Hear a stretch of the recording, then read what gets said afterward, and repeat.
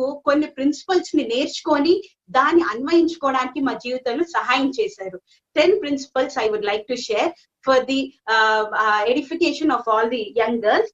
దాంట్లో ఫస్ట్ ఏంటంటే giving first place to God. ప్రథమ స్థానం దేవునికి ఇవ్వడం.